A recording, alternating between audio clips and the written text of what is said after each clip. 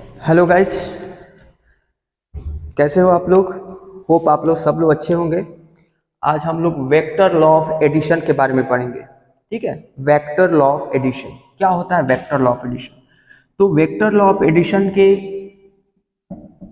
तीन टाइप्स होते हैं। एक angular law, triangular, sorry angular हो गया,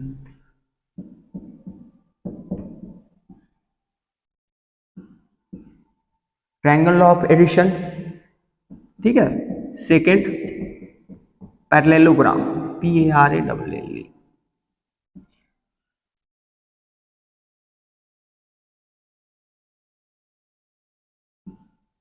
parallelogram addition, parallelogram law of addition. ठीक है, डैश डैश डैश।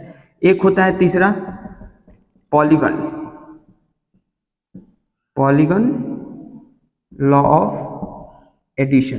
ठीक है, तो डैश डैश तीन ये लॉ होते हैं। एक होता है ट्रायंगुलर, एक होता है पैरेललोग्राम, एक होता है पॉलीगन। तो आज हम लोग ट्रायंगुलर लॉ ऑफ एडिशन के बारे में पढ़ेंगे। ठीक है, इसके बारे में पढ़ेंगे, उसके बाद से बारी बारी तीनों हम लोग पढ़ेंगे। तो ये दोनों को मैं मिटा दे रहा हूं और हम लोग स्टार्ट करते हैं triangle law of addition. Triangle से, ट्रायंगल वर्ड से ही समझ में आ रहा है कि इसमें कुछ ना कुछ ट्रायंगल वाला कंसेप्ट होगा। ठीक है, तो इसमें कंसेप्ट ये है कि ये कहता है कि जब दो वेक्टर इस तरह से कनेक्टेड हो, कैसे कनेक्टेड हो, तो एक वेक्टर ऐसे हो जिसको इसको क्या कहते हैं, टेल और हेड AB। दूसरा वेक्टर इसके हेड से स्टार्ट हो, कैसे स्टार्ट हो, इसके हेड से, फर्स्ट के हेड से स्टार्ट हो। ठीक है, दो वेक्टर है, एक AB है, एक है CD, एक है BD। दो वेक्टर है, एक AB है और एक BD है। ठीक है, फर्स्ट वेक्टर के हेड से दूसरा वेक्टर स्टार्ट हुआ है, तो जो इस दोनों वेक्टर का रिजल्टेंट होगा, ठीक है, वो वेक्टर कैसे होगा, तो A से स्टार्ट होगा और D तक जाएगा। ठीक है, मतलब देखो ये दोनों प्यार करने वाला मिल गया। ठीक है, A से B, B से D, तो A से D इसका क्या होगा, रिजल्टेंट।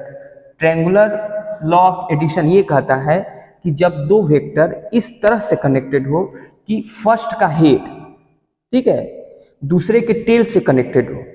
कैसे, फर्स्ट का हेड, AB वेक्टर हेड है AB, इसको मान लो कि नाम दे देते हैं P वेक्टर। ठीक है, इसका नाम देते हैं Q।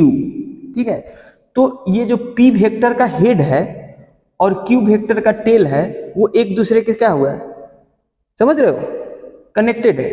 ठीक है, तो जो इन दोनों वेक्टर का रिजल्टेंट होगा वो कैसे होगा, तो वो फर्स्ट वेक्टर मतलब P वेक्टर के टेल से और Q वेक्टर के हेड तक जाएगा। किसका, इन दोनों वेक्टर का जो रिजल्टेंट होगा वो इस तरह से होगा कि फर्स्ट वेक्टर के टेल से सेकंड वेक्टर के हेड तक जाएगा, इस एग्जांपल में। ठीक है, तो ये होता है क्या, ट्रायंगुलर लॉ ऑफ एडिशन। ठीक है, तो इसका रिजल्टेंट क्या होता है, इसका नाम मान लो R दे देते हैं, R वेक्टर। तो ये जो R वेक्टर होता है, ठीक है, वो P vector plus Q vector के बराबर होता है। ये जो R वेक्टर होता है P vector plus Q vector के बराबर होता है। ठीक है, और एक चीज मैं बताना चाहता हूं, ये ट्रायंगुलर लॉ ऑफ एडिशन यही कहता है, बस सिंपल। जब दो वेक्टर हो, एक वेक्टर का टेल, ठीक है, मतलब एक वेक्टर AB है, ठीक है, AB के हेड से दूसरा वेक्टर स्टार्ट हुआ है, कौन सा, BD। ठीक है, तो जो दोनों वेक्टर का रिजल्टेंट है, PQ का रिजल्टेंट है, वो इस तरह से होगा, AC। ठीक है, मतलब इसका जो हेड होगा, ठीक है, जो रिजल्टेंट का हेड होगा वो दूसरे वेक्टर के हेड से जाकर मिल जाएगा। समझ में आया, जो रिजल्टेंट वेक्टर का हेड होगा वो दूसरे वेक्टर, फर्स्ट नहीं, ये फर्स्ट माने हैं, ये सेकेंड, Q वेक्टर के मुंह से जाके टच हो जाएगा। ये होता है रिजल्टेंट वेक्टर। इसको इस फॉर्म में शो करते हैं, ये इक्वेशन होगा। क्या होगा, ये इक्वेशन। ठीक है, तो अब बोलोगे कि सर थोड़ा सा और इसको एक्सप्लेन कीजिए। चलो मैं एक्सप्लेन करता हूँ इसको। चाहो तो इसको, इस फिगर को मिटाना चाहता हूँ और अच्छे से इसका फिगर बनाना चाहता हूँ। कैसे? ये हुआ, ठीक है, ये हुआ, ठीक है। तो इसका जो रिजल्टेंट होगा ये होगा, ये P वेक्टर, ये Q वेक्टर, ये R वेक्टर, ठीक है, A से B C, ठीक है, A B C, ठीक है। तो ये कहता है वेक्टर में, और एक मैं एक चीज बताने जा रहा हूं, बहुत ही इंपॉर्टेंट चीज, कि कभी भी दो वेक्टर का जो बीच का एंगल देखा जाता है वो कैसे देखा जाता है, ठीक है। मान लो कि एक वेक्टर ऐसे है, ठीक है, एक वेक्टर ऐसे है, ठीक है, एक वेक्टर कैसे है, एक वेक्टर ऐसे है, ये मान लो P वेक्टर है, ये Q वेक्टर है, ठीक है। वैसे ही एक वेक्टर ऐसे है, ये P वेक्टर है, ये Q वेक्टर है। तो आप बताओ कि PQ के बीच का एंगल कितना होगा। मान लो ये थीटा दिया हुआ है, ये भी आपका फाई दिया हुआ है। तो आप बताओ कि यहां पे PQ वेक्टर का एंगल क्या होगा और यहां पे PQ वेक्टर का एंगल क्या होगा। बाबू ये गलती कभी नहीं करना।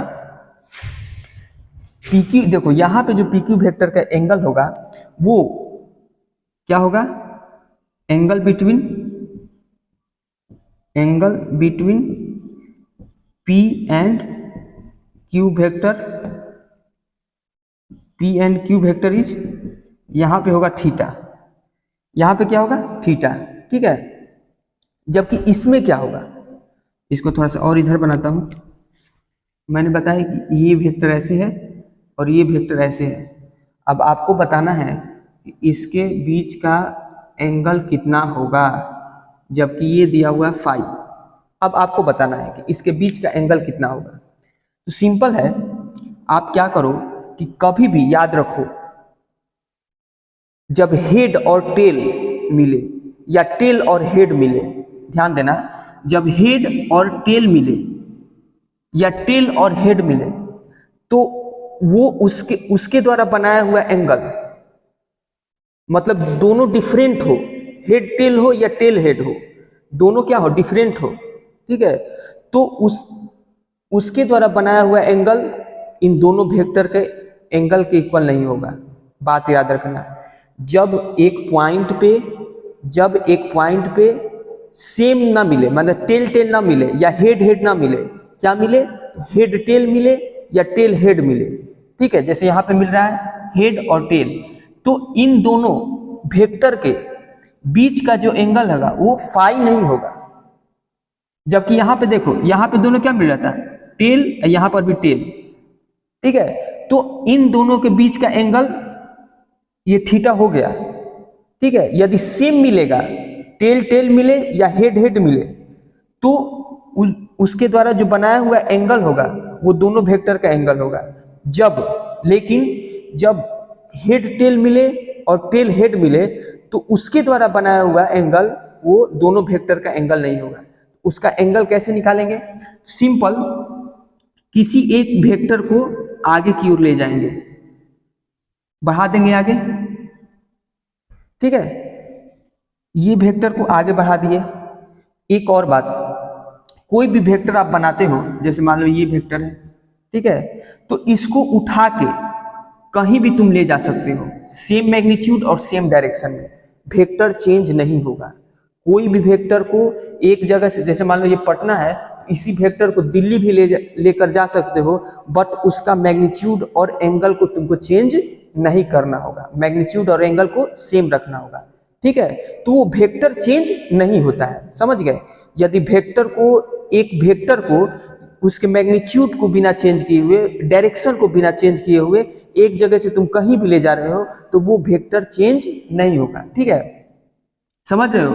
तो वैसे ही ये जो वेक्टर है, ये वेक्टर, उसको मैंने क्या किया, एक्सटेंड कर दिया, सेम वेक्टर को आगे बढ़ा दिया, इसी वेक्टर को यहां बना दिया, सेम मैग्नीट्यूड का और सेम डायरेक्शन में, जो ये डायरेक्शन है वही ये डायरेक्शन है, ठीक है।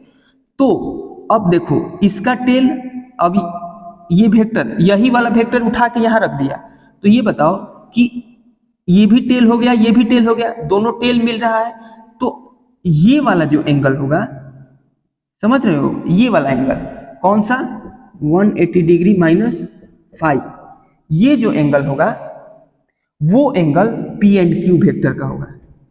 इस फिगर में इसको नाम दे देते हैं फिगर 1। तो फिगर 1 में एंगल बिटवीन